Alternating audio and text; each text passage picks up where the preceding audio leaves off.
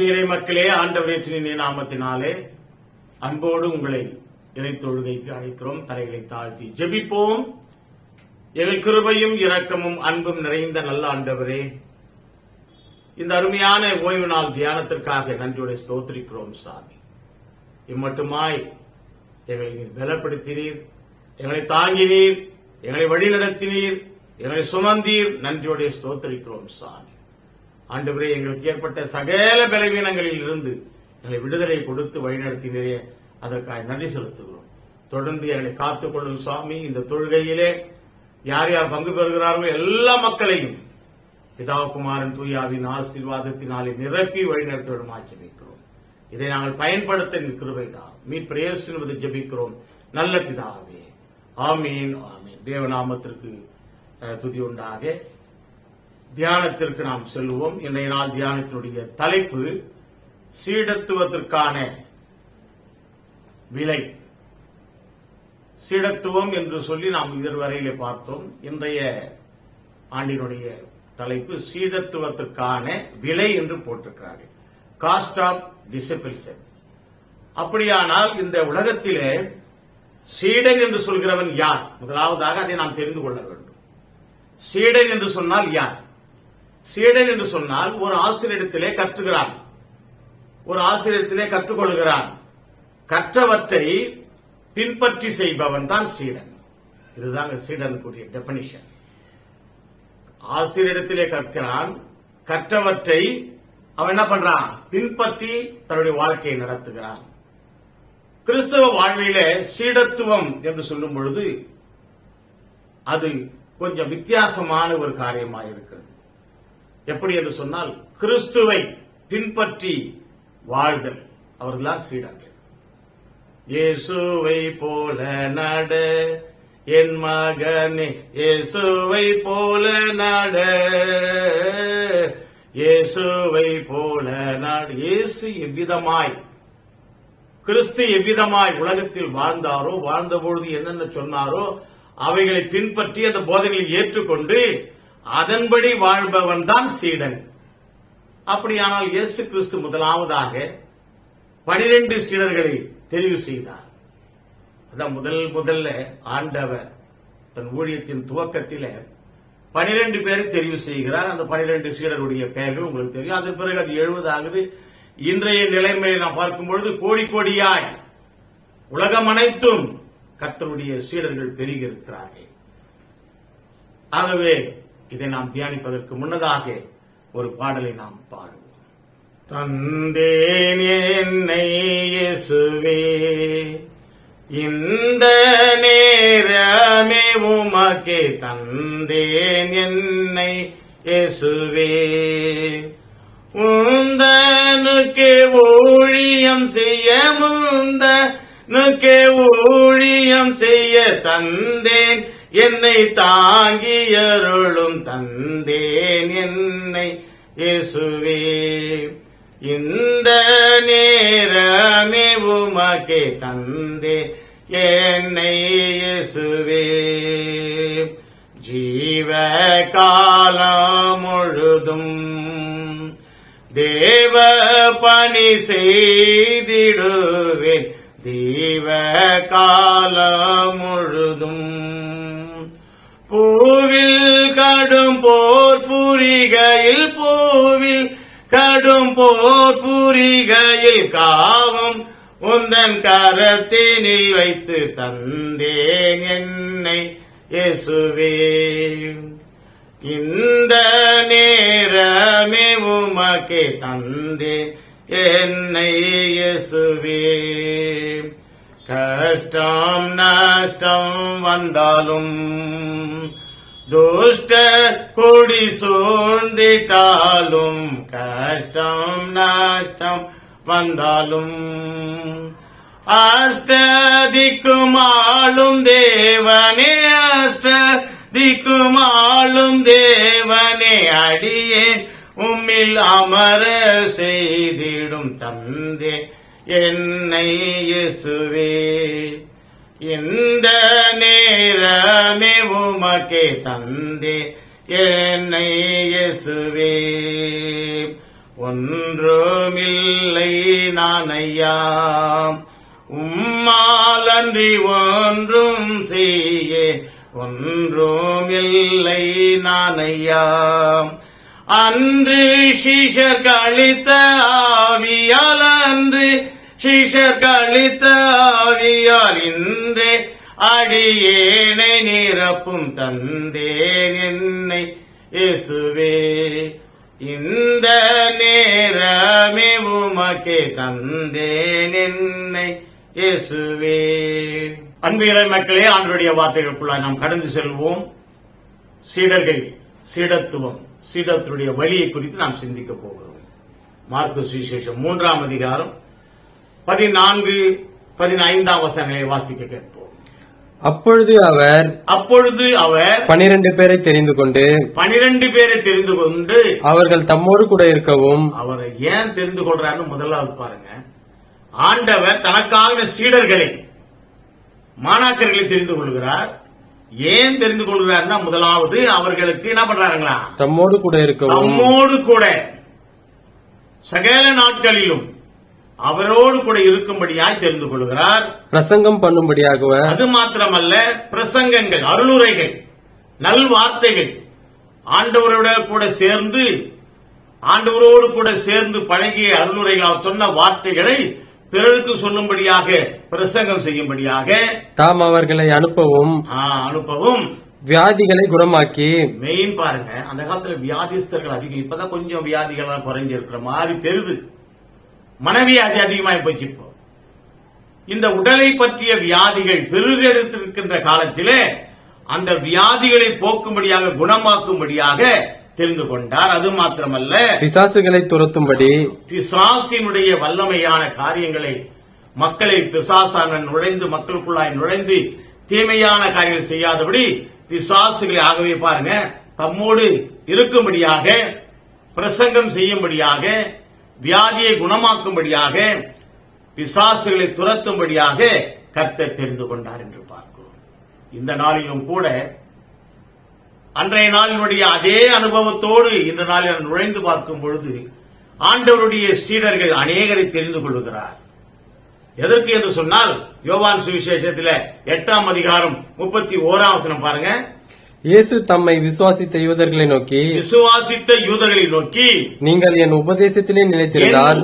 ஆகவே முதலாவதாக கர்த்தர் இன்றைய நாட்களிலே சீடர்கள் என்று சொல்லுகிறவர்கள், சீடத்துவத்தை பெற்றவர்கள், அவருடைய உபதேசத்தில் அவர் என்ன சொல்கிறாரோ அதன்படி செய்ய நாம் தகுதி உள்ளவர்களாய் நம்மை மாற்றிக்கொள்ள வேண்டும். 2வது பாருங்க, யோவான் சுவிசேஷம் 15ஆம் அதிகாரம் 12ஆம் வசனம் படிங்க. நான் உங்களில் அன்பாய் இருக்கிறது போல. 2வது, முதல் காரியம் நிலைத்திருக்குவதாக. 2வது, எல்லாரிடத்திலேயும் அன்பே பிரதானம் என்று சொல்லுகிறோம். அன்புதான் எல்லாவற்றுக்கும் வழி என்று சொல்லுகிறோம். காட் இஸ் லவ் என்று சொல்லுகிறோம். ஆகவே இந்த அன்பை குறித்து பிறரிடத்திலே அன்பு பாராட்டும்படியாக, அதே யோவான் 15:8 பாருங்க. நீங்கள் மிகுந்த கனிகளை கொடுப்பதனால். இதுதான் முக்கியமானது. சீடத்துவம் என்று சொல்லும் பொழுது நாம் கனிகளை கொடுக்க, ஆவியின் கனிகளை கொடுக்க அழைக்கப்படுகிறோம். அன்பு, சமாதானம், இரக்கம், இப்படியான ஆவியின் கனிகள் என்று பார்க்கிறோமே, அந்த ஆவியின் கனிகளை நாம் பிறருக்கு நம் வாயிலாக கொடுக்க வேண்டாம். அதே யோவான் 15:15 படிங்க. இனி நான் உங்களை ஊழியக்காரன் என்று சொல்கிறதில்லை. கடைசி ஆண்டு சொல்றாரு, சீடர்கள் என்று சொல்லிக் கொண்டு வந்தனே, இனி நான் உங்களை ஊழியன் என்று சொல்வதில்லை. ஊழியக்காரன் தன் எஜமான் செய்கிறதை அறிய மாட்டான். நான் உங்களை சிநேகிதர் என்றேன். ஆண்டவர் என்ன சொல்றாரு? ஃப்ரெண்டு, ஒரு நண்பனாக நம்மை பார்க்கிறார்.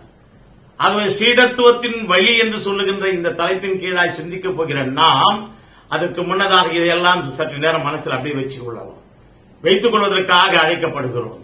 ஆண்டவர் சொல்றார், நான் உங்களை இனி சீடர்கள் என்று சொல்ல மாட்டேன், என்னுடைய ஊழியக்காரர்கள் என்று சொல்ல மாட்டேன், நான் உங்களை நண்பர்கள் என்று சொல்கிறேன் என்று சொல்கிறார். ஆகவே எனக்கு அருமையானவர்களே, இன்றைய நாளிலே நாம் சிந்திக்க போகிறதான அந்த சீடத்துவத்தின் வழி என்கிற தலைப்புக்கு நான் செல்வதற்கு முன்னதாக, ஆண்டவர் சீடர்களை தெரிந்து கொண்டார். எதற்காக தெரிந்து கொண்டார், எப்படி தெரிந்து கொண்டார், எதற்கெல்லாம் சீடர்களை அழைத்தார் என்பதை நாம் பார்க்கிறோம். ஆகவே இந்த செயலோடு நாம் சிந்திக்க போகிற சீடத்துவத்தின் வழி என்பதை நாம் உணர்ந்து பார்ப்போம். இந்த இடத்தில் நாம் வரும்பொழுது முதலாவதாக படிக்க கேட்ட வேத பகுதி தானியேல் புஸ்தகம். தானியேல் என்று சொன்னாலே நமக்கு தெரியும், தானியேல் மிக தைரியசாலி, தானியேல் மிகவும் கர்த்தருக்கு பயந்தவன், இதெல்லாம் நம்ம. ஆனால் முதலாவதாக இந்த சீடத்துவத்தின் வழி என்று சொல்லும் பொழுது முதலாவதாக தீமையை எதிர்ப்பதிலே விலை, தீமையை எதிர்ப்பதிலே விலை கொடுக்கிற ஒரு தன்மை எது என்று சொன்னால், இந்த தானியேல் தீமையை எதிர்த்தான். பாபிலோன் அரசன் நேபுகாத்நேச்சார் எருசலேமிலே முற்றுகையிட்டு அழகுமிக்க சௌந்தரியமிக்க பலசாலிகளான 3000 பேரை கூட்டிட்டு வரான், தன்னுடைய நாட்டுக்கு அடிமைகளாய் கொண்டு வரான். அந்த 3000 அடிமைகளிலே தானியேலும் ஒருவர். தானியேல் மாத்திரமல்ல, அவருடைய நண்பர் அனனியா, மிசாவேல், அசரியா என்று சொல்லக்கூடிய 4 பேர் அவரோடு கூட வருகிறார்கள். வந்தவர்கள் இந்த நாட்டிலே வந்து அமர்ந்தவுடனே அந்த நேபுகாத்நேச்சார் போயிடறான். அவன் காலம் முடிஞ்சு, நீங்க படிச்சு பாத்தீங்கன்னா தெரியும் தானியேல, அவன் காலம் முடிஞ்சது. ஆகவே தானியேல் மாத்திரம் 3 அரசர்களோடு பணியாற்றிய மிக அனுபவம், நல்ல உன்னதமான அனுபவத்தை பெற்றிருந்தான். அதுக்கு அடுத்ததாக தாரியு மன்னன் வருகிறான். இந்த தாரியு மன்னன் தானியேலை மிகவும் நேசிக்கிறான், மிகவும் நேசிக்கிறாங்க. அப்படி நேசிக்கும் பொழுதுதான் இந்த தாரியு மன்னன் என்ன பண்றான், நேசித்து இருக்கும் பொழுது எல்லாரும் சொல்றாங்க, ஐயா மன்னரே, அரசரே, இந்த உலகத்தில உம்மை தவிர வேற யாரையும் வணங்காதபடி ஒரு கட்டளை போடுங்க. 20ஆம் வசனம் படிங்க, தானியேல் 6ஆம் அதிகாரம் 20ஆம் வசனம் படிங்க. ராஜா கெபியின் கிட்ட வந்தபோது, ஆமாங்க, இதற்கு முன்னதாக நடக்கிற நிகழ்ச்சியை தான் நாம் பார்க்கிறோம். மிகவும் விலை கொடுத்த ஒரு நிகழ்ச்சி. என்னன்னா, தீமையை எதிர்ப்பதற்காக விலை கொடுக்கிறான் தானியேல். என்ன விலை? ஒரு அரசாங்கத்தை எதிர்க்கிறான். அடிமையாய் வந்தவன், அடிமை கோலத்திலே வந்தவன், அடிமையாய் அழைத்துக் கொண்டு வந்தவன் முதலாவது நேபுகாத்நேச்சாருடைய இடத்துல இருக்கும்பொழுது சொல்றான். அவர் என்ன சொல்றாரு, நல்ல புஷ்டியா பசுமையா மாத்துங்க அப்படி சொல்லும் பொழுது வேண்டாம், எதிர்க்கிறார். ஆகவே அந்த எதிர்ப்பு சிந்தனை கர்த்தருக்காக வருகிறது. சீடத்துவத்திலே எதிர்ப்பு சிந்தனை வேண்டும். தீமைகளை கண்டு எதிர்க்க வேண்டும், நலன் அல்லாத காரியங்களை கண்டு எதிர்க்க வேண்டும், பலவிதமான பிரச்சனைகளை பார்த்து எதிர்க்க வேண்டும். பயந்து ஓடிவிடக்கூடாது, இணைந்து விடக்கூடாது. இன்றைய நாட்களிலே திருச்சபைகள் இணைந்து விடுகிறது. தீமைகளை கண்டு அவர்களோடு கூட இணைந்து அவர்களோடு செயலாற்றிக் கொண்டு போகிறார்கள். எனக்கு அருமையானவர்களை வேண்டாம். இந்த தானியேல் தீமையை எதிர்த்தான். தீமையை எதிர்த்ததினாலே அவன் விலை கொடுத்து வாங்குகிறான். எதை விலை கொடுத்து வாங்குறான்னா, பிரச்சனைகளை விலை கொடுத்து வாங்குகிறான். எப்படி இந்த தானியேல் சிலை வணங்காத ஒரு பக்கம் போயிடுச்சு, இப்ப என்ன பண்றா, தொழக்கூடாது, எந்த கடவுளும் என்னை தவிர எந்த கடவுளை தொழக்கூடாது சொல்லும் பொழுது எல்லாரும் வணங்குறாங்க. இவன் மட்டும் வீட்டினுடைய மேல போயிட்டு 3 முறை கர்த்தரை நோக்கி பிரார்த்தனை செய்கிறான். 3 முறை கர்த்தரை நோக்கி பிரார்த்தனை. இதை பார்த்துட்டாங்க. பார்த்துட்டு வந்து சொல்றாங்க, அரசரே, நீங்க சொன்ன மனுஷன் கீழ்ப்படியாம போகிறானே, இது கீழ்ப்படியாம போகிறது அல்ல, தீமையை எதிர்க்கின்ற ஒரு செயல். ஆகவே தீமையை எதிர்க்கின்ற ஒரு செயலிலே தன்னை ஈடுபடுத்திக் கொள்ளுகிறான் தானியேல். ஒருவேளை அடிமையாய் வந்திருக்கலாம், பலவீனமான பாண்டமாய் இந்த இடத்திலே தெரிந்து கொள்ளப்பட்டிருக்கலாம். ஆனால் அவன் தன்னுடைய பலத்தை கர்த்தருடைய மகிமையினாலே நிலைநாட்டுகிறான். தீமையை எதிர்த்தலே விலை என்பதை அவர்களுக்கு சொல்லுகிறான்.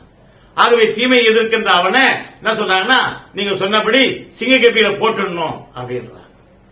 ஆகவே சிங்க கபியிலையும் அவனை போட்டுறான். அப்படிங்க 20ஆம் வசனம்.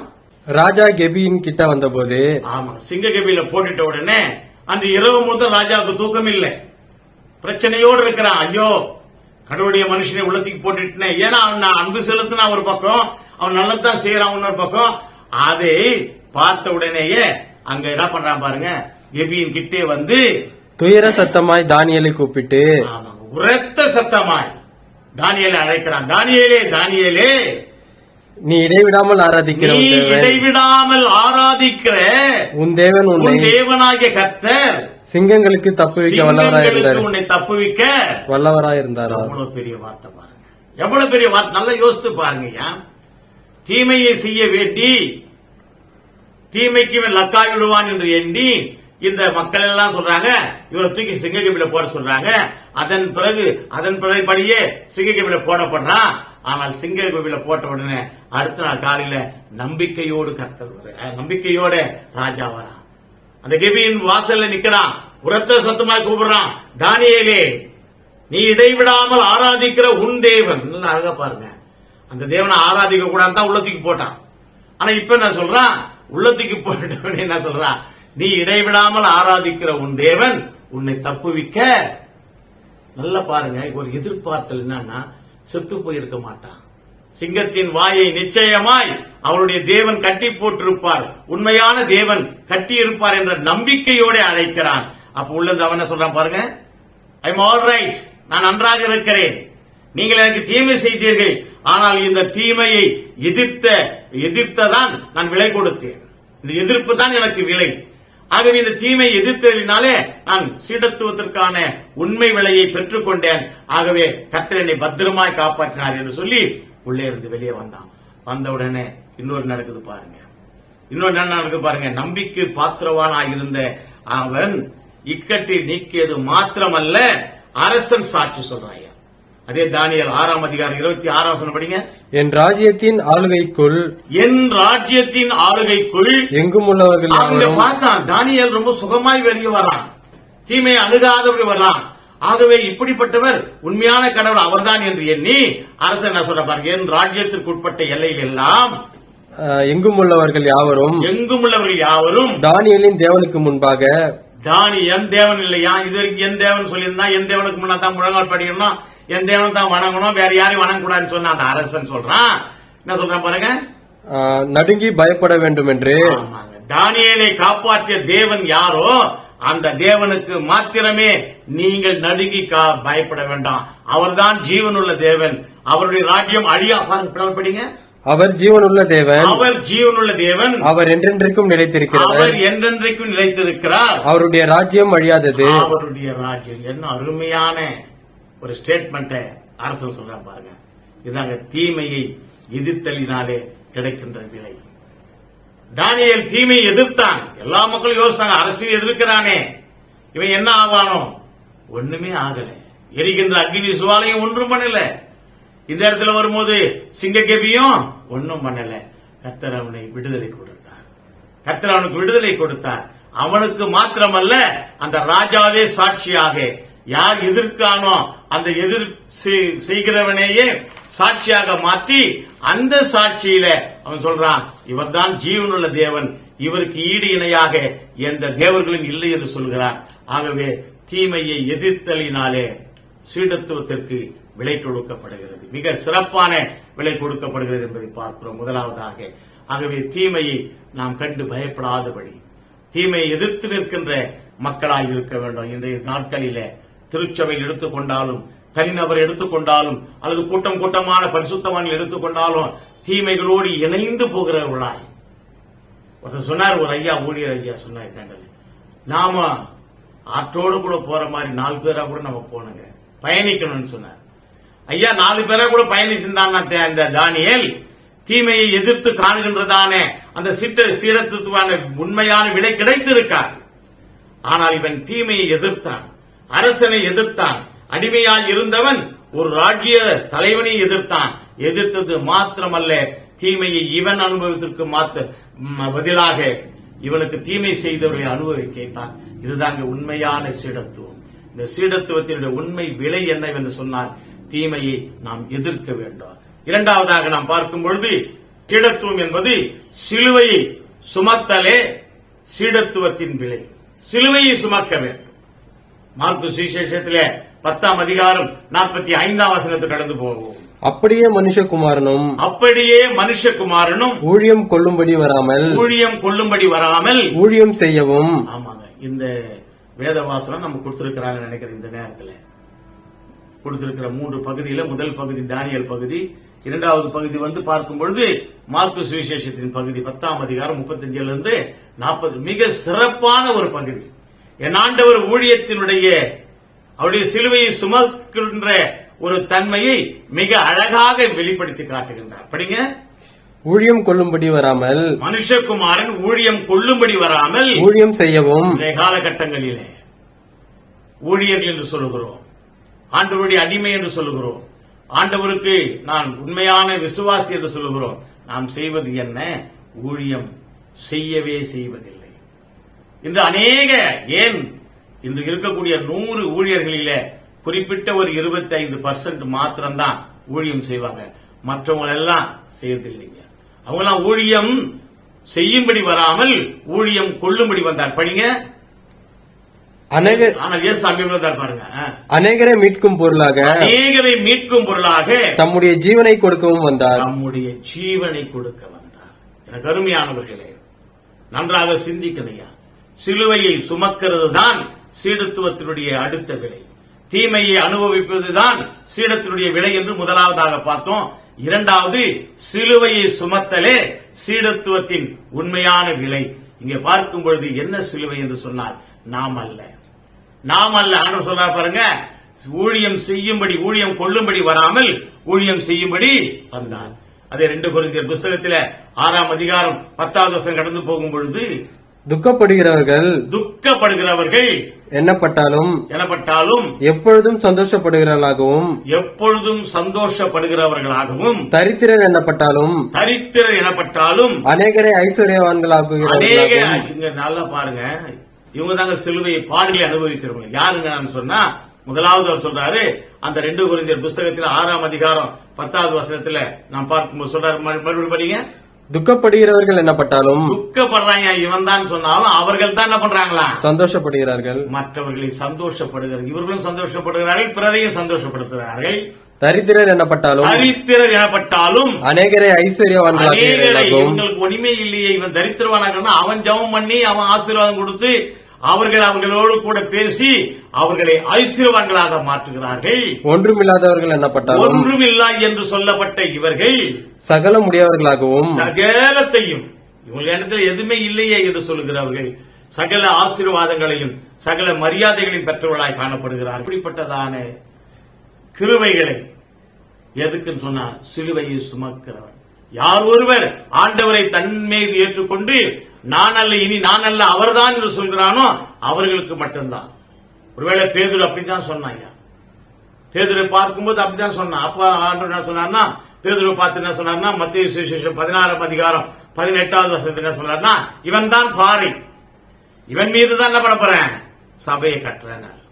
அதே பேதுருவை என்ன சொல்றாரு பாருங்க, மத்தேயு சுவிசேஷம் 16ஆம் அதிகாரம் 23 படிங்க. அவரோ திரும்பி பேதுருவை பார்த்து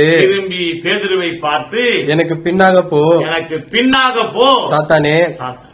பாறை என்று சொல்லப்பட்ட அந்த பேதுரு சிலுவையை சுமக்க கஷ்டப்பட்டதினாலே, சிலுவையை சுமக்க ஆரம்பித்ததினாலே, சிலுவையோடு ஐக்கியமானதுனால அவன் பாறை என்று சொல்லப்பட்டான். ஆனா இந்த இடத்துல உங்களுக்கு அந்த விஷயம் நல்லா தெரியும் நினைக்கிறேன். ஏசாமியா கூட இருக்கிறாங்க. பாடுகள் இல்லாமல் எந்த விதமான பரிகாரமும் இல்லை என்பதை மறந்தவனாக சீடர்களோடு இவர்கள் சேர்ந்து என்ன பண்றான், இவன் என்ன பண்றான், சாமி அங்க வானா, முகம் சொல்லிக்கிற வேணா, அங்க போவானா, அங்க போனா நமக்கு அவமானம் கிடைக்கும், அநீதி கிடைக்கும், நியாயம் கிடைக்காது. சிலுவையை சுமப்பதற்கு பயப்படுகிறான். பயப்பட்டதினாலே பாறை என்று சொல்லப்பட்ட பேதுரு நான் சொல்லப்படுறாங்க அங்க சாத்தான் அப்பால். இப்ப ஆண்டவரே சொல்றாரு, வேற அங்கேயும் ஆண்டவர் தான் சொன்னார் அவனை பாறைனாரு. அதே ஆண்டவர் இங்க என்ன சொல்றாரு, அவனை பாடுகளை குறித்து கஷ்டப்படும் பொழுது நாம் சாத்தான்களாக மாறுகிறோம். ஆகவே பேதுரு உணர்ந்தான், தவறை உணர்ந்ததினாலே அவன் சிலுவையின் சீடத்துவத்தின் விலையை கொடுத்தான். ஆகவேதான் 1 பேதுரு 3:13-14 படிங்க. நீங்கள் நன்மையை பின்பற்றுகிறவர்களானால் உங்களுக்கு தீமை செய்கிறவர் யார்? உங்களுக்கு தீமை, நீங்க நன்மையை செய்தீங்கன்னா, சிலுவையை சுமக்கிறீங்க, சிலுவை சுமத்திலே நன்மைதான். Allow the cross. சிலுவையை அனுமதிக்கணும் என்னுடைய வாழ்க்கையில. அந்த சிலுவை வரணும். அந்த சிலுவை வந்தாதான் என் சீடத்துவத்துக்கான விலை கிடைக்கும். பாருங்க, அந்த பேதுரு சிலுவையை சுமக்க ஆரம்பிச்சதுனால படிங்க. நீதி நிமித்தமாக நீங்கள் பாடுபட்டால் பாக்கியவான்களாயிருப்பீர்கள். அவர்களுடைய பயமுறுத்தலுக்கு நீங்கள் பயப்படாமலும் அதான் சிலுவையினுடைய சீடத்துவத்தின் விலை. நாம சிலுவையை சுமக்கிறதுனாலே நாம் சீடர்களாக மாற்றப்படுகிறோம். அந்த சீடர்களாக மாற்றப்படுவதனாலே பயமற்ற ஒரு வாழ்க்கை, அதாங்க விலையாய் நமக்கு கிடைக்கிறது. அதுதான் நமக்கு கிடைக்கிறது. என்ன பயமற்ற ஒரு வாழ்க்கை. பேதுரு பயந்தானே, பயந்த போது சாத்தானாக மாறினான். அதே பேதுரு இன்று தைரியமாக சிலுவையை குறித்து வந்தான். அதே 16 படிங்க. ஒருவன் கிறிஸ்தவனாயிருப்பதினால்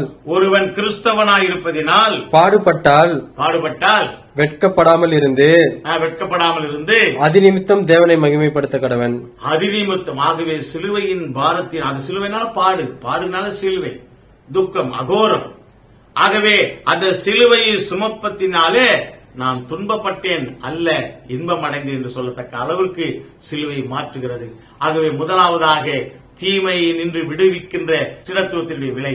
இரண்டாவது சிலுவையை சுமத்தலினாலே விடுதலை பெறுகின்ற சீடத்துவத்தின் விலை என்று பார்க்கிறோம். ஆகவே இந்த 2 காரியங்களை நன்றாக நாம் யோசிக்க வேண்டும். நம்முடைய வாழ்க்கையிலே நாம் தீமையை எதிர்த்து நிற்கிறோமா?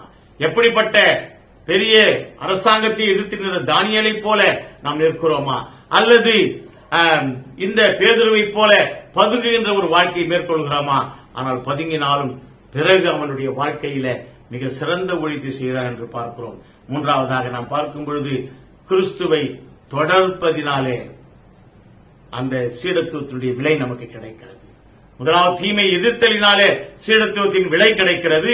இரண்டாவது சிலுவை சுமத்தலினாலே சீடத்துவத்தின் விலை கிடைக்கிறது. மூன்றாவது கிறிஸ்துவை தொடர்ந்து செல்வதினாலே. 2 கொரிந்தியர் புஸ்தகத்திலே 6ஆம் அதிகாரம் 10வது வார்த்தைக்கு நாம் கடந்து போவோம். துக்கப்படுகிறவர்கள் எனப்பட்டாலும் எப்பொழுதும் சந்தோஷப்படுகிறவர்களாகவும், எப்பொழுதும் சந்தோஷப்பட்டவர்களாயும், தரித்திரர் எனப்பட்டாலும் அநேகரை ஐஸ்வர்யவான்களாக்குகிறார்கள், அநேக மக்களை ஐஸ்வர்யவான்களாக ஆக்குகின்றவர்களாகவும், ஒன்றுமில்லாதவர்கள் எனப்பட்டாலும் சகலத்தையும் உடையவர்களாக. யாரானா சீடர்கள் தான். துக்கப்படுறவங்க, தரித்திரங்க, ஒன்றுமில்லாதவங்க, இவங்கெல்லாம் யாருன்னா சீடர்கள். ஆனால் இவர்கள் தரித்திரர்களா இருந்தாலும், இவர்கள் துக்கத்தில் இருந்தாலும் பிறருக்கு மிகுந்த சந்தோஷத்தை கொடுக்கின்றவர்கள். இவர்கள் தரித்திரத்தில் இருந்தாலும் பிறருக்கு ஐஸ்வர்யத்தை கொடுக்கின்றவர்கள். இவர்கள் ஒன்றுமில்லாதவர்களாக இருந்தாலும் பிறருக்கு பல நன்மைகளை செய்கிறவர்கள் தான் இயேசுவை தொடர்ந்து போறதுனால, இயேசுவை தொடர்ந்து போறதுனால கிடைக்கின்ற விலை இதுதான். இதுதான் ஆண்டவருடைய சீடத்துவத்தின் விலை. அதுதான் பாருங்க, யோவான் சுவிசேஷத்திலே 14ஆம் அதிகாரம் 6ஆம் வசனம் பாருங்க. அதற்கு இயேசு நானே வழியும் சத்தியமும் ஜீவனுமாயிருக்கிறேன். ஆகவே இயேசுவை பின்பற்றுங்கள், இயேசுவை தொடர்ந்து செல்லுங்கள். அவர் நற்கிரியைகளை நாம் கேட்டு விட்டுவிடுவர்களாய் அல்ல, கேட்டு அதன்படி செய்கின்றவர்களாக மாற வேண்டும். கர்த்தருடைய வார்த்தையை கேட்டு அதன்படி செய்கின்றவர்களாக, இயேசுடைய வழியை பின்பற்றுவர்களாக இருக்க வேண்டும். அது மாத்திரமல்ல, அதே யோவான் சுவிசேஷத்தில் அடுத்த வசனம் படிங்க, 15:7. திருடன் திருடவும் கொல்லவும் அழிக்கவும் வருகிறானே அன்றி, திருடன் திருடவும் கொல்லவும் அழிக்கவுமே வருகிறானே அன்றி வேறென்றுக்கும் வரான், வேறு எதற்கும் வரான். நானோ அவைகளுக்கு ஜீவன் உண்டாயிருக்கவும். கர்த்தர் வந்தது, அவர் ஏன் பின்பற்றணும்னா, அவர் வந்த நோக்கம் நமக்கு, பிறருக்கு கேடுபாடாக அழிந்து கொண்டிருக்கிற மக்களுக்கு ஜீவன் உண்டாயிருக்கவும், அது பரிபூர்ணப்படவும் வந்து. ஆகவே வந்த கிறிஸ்துவை தொடர்வதுதான் சிலுவையினுடைய சீடத்துவத்தினுடைய உண்மையான விலை. மூன்றாவதாக நாம் பார்க்கிறோம். ஆகவே இந்த சீடத்துவத்தினுடைய விலை நமக்கு கிடைக்க வேண்டுமானால் இயேசுவோடு கூட பயணிக்க வேண்டும், இயேசுவோடு கூட தொடர்ந்து நம்முடைய அனுபவத்தை நாம் செயல்படுத்த வேண்டும். ஆகவே கர்த்தருடைய வார்த்தையை பின்பற்றுகிறவன் கர்த்தருடைய ஜீவனை அடைந்தவனாய் காணப்படுகிறான். ஆகவே இப்படிப்பட்டதான ஒரு சூழ்நிலையில கற்பனைகளை கைக்கொள்வதுதான் அவருடைய வழியை, அவருடைய சத்தியத்தை, அவருடைய ஜீவனை, அவருடைய அன்பை பெற்றுக்கொள்கின்ற காரியம். அதே யோவான் சுவிசேஷம் 6ஆம் அதிகாரம் 60வது வசனம் போகும் பொழுது, அவருடைய சீஷரில் அநேகர் சொல்றாங்க, ஐயோ இந்த உபதேசம், இவர் சொல்கின்ற காரியம் இவரை பின்பற்றவே முடியாது, ஏசாமி பின்பற்றவே முடியாது. ஏன்னு சொன்னா இவர் சொல்றதெல்லாம் பெரிய என்ன மனுஷர் பின்பற்றக்கூடிய அளவுக்கு இல்ல. அதான் சொல்றாங்க பாருங்க. அவருடைய சீஷரில் அநேகர் இவைகளை கேட்டபொழுது இது கடினமான உபதேசம், நமக்கு ஃபாலோ பண்ணவே முடியாது, ரொம்ப கஷ்டமா இருக்குது. 2 ஆடை உடையவன் ஒருத்தர் கொடுத்துருன்றாரு, ஒருத்தர் 1 மைல் வரதோர் சொன்னா வாங்கன்றாரு. எப்படிங்க? எப்படி கடன் வாங்கினா அதை மன்னிச்சு விட்டு பலவிதமான உலகத்தில் அவர் செய்த நற்கரிகளை எல்லாத்தையும் பார்க்க பார்க்க பார்க்க மக்கள் சொல்றாங்க இது கடினமான உபதேசம், நம்ம அவரை ஃபாலோ பண்ணவே முடியாது. அப்படி சொன்ன சீஷருடைய நிலைமை நடக்கிறது என்ன? இது கடினமான உபதேசம் என்று சொன்னார்களே, அவர்கள் என்ன சொல்றாங்கன்னா, ஆண்டவரிடத்தில் வந்து யாரிடத்தில் போவோம் சாமி, நாங்க எங்க போவோம்? ஏன்னு சொன்னா உம்மிடத்தில் தான் என்ன உண்டு? நித்திய ஜீவிய வசனங்கள், நித்திய ஜீவ வசனங்கள் எல்லாம் உம்மிடத்தில் உண்டு. வாழ்க்கைக்கு வழிகாட்டி உம்மிடத்தில் உண்டு. நாங்கள் எவ்விதமாய் நடக்க வேண்டும் என்ற செயல்பாடுகளை நீங்க தான் வச்சிருக்கிறீங்க, நீங்க தான் சொல்லணும். ஆகவே எப்படி போவோம்? கடினமான உபதேசம் என்று சொன்ன சீடர்கள் ஆண்டவரை பின்பற்றுவதற்கு துணிந்தார்கள் என்று பார்க்கிறோம். ஆகவேதான் கிறிஸ்துவை தொடர்வது, கிறிஸ்துவை தொடர்ந்து செல்வது சீடத்துவத்திற்கான மூன்றாவது விலையாக நாம் பார்க்கிறோம்.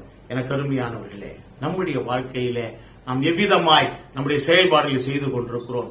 தீமையை எதிர்த்து போராடுகின்ற ஒரு தானியேலை போல போராடுகின்ற நற்குணம் நிறைந்த சீடத்துவத்திற்கு விலையாக நாம் கொடுக்கிறோமா? அல்லது சிலுவையை சுமந்து நடக்கின்ற சீடத்துவத்தின் விலையை நாம் தருகிறோமா? அல்லது இயேசுவை தொடர்ந்து நற்காரியங்களை பெற்றுக் கொள்ளக்கூடிய சீடத்துவத்தின் விலையை கொடுக்கின்ற பிள்ளைகளாக இருக்கிறோமா? நன்றாக சிந்தித்து பார்க்க வேண்டும். நம்முடைய வாழ்க்கையிலே சீஷன் என்று சொல்கிறவன் கர்த்தருக்கு ஏற்ற காரியங்களை செய்ய வேண்டும், கர்த்தரோடு கூட இணைந்து இருக்க வேண்டும். நாம் ஊழியர்கள் என்று சொல்கிறோம், பரிசுத்தவான்கள் என்று சொல்கிறோம், கர்த்தரின் பிள்ளைகள் என்று சொல்கிறோம். ஆனால் நாம் செய்வதெல்லாம் கர்த்தருக்கு உகந்த செயல்பாடுகள் இல்லாதபடி, சீடத்துவத்தை மீறி சீடத்துவத்தை செயல்படுத்த முடியாதபடி எவ்விதமாய் பேதுரு அங்க சொன்னானோ, இது கடினமான செயல், நீங்கள் நம்ம போவேனா, நம்ம இங்கே இருக்கலாம் சொன்னானோ, சாத்தான் என்று பெயரை வாங்கி கொண்டானோ, அவ்விதமாய் நாம் வாங்கி கொண்டிருக்கிறோம். ஆனால் நாம் மனம் திருந்தி கர்த்தரை ஏற்றுக்கொண்டு கர்த்தரோடு கூட செல்ல கர்த்தர் தாமே கிருபை செய்வாராக. ஆமீன், ஆமீன். தலைகளை தாழ்த்தி ஜெபிப்போம். நல்ல ஆண்டவரே, இந்த அருமையான ஓய்வு நாளுக்காக நன்றி செலுத்துகிறோம். சீடத்துவத்திற்கான விலையை நாங்கள் கொடுக்கிறோமா என்று சிந்தித்து பார்க்க வேண்டும். ஒரு உண்மையான சீடன் என்று சொல்கிறவன் தீமையை எதிர்க்கின்றவனாக, சிலுவையை சுமக்கின்றவனாக, உம்மோடு கூட என்றும் வருகின்றவனாக இருக்க வேண்டும் என்பதை நாம் அறிந்து கொண்டோம் சாமி. இதுதான் உண்மை சீடத்துவத்திற்கான விலை என்பதை நாம் உணர்ந்து கொண்டோம். என்னுடைய வாழ்க்கையில இது செயல்பட கிருபைதான். செய்தி கேட்ட அத்தனை உள்ளங்களையும் அத்தனை குடும்பங்களையும் தனித்தனியாய் பேர்பராய் குடும்பம் குடும்பமாய் ஆசீர்வதியும்.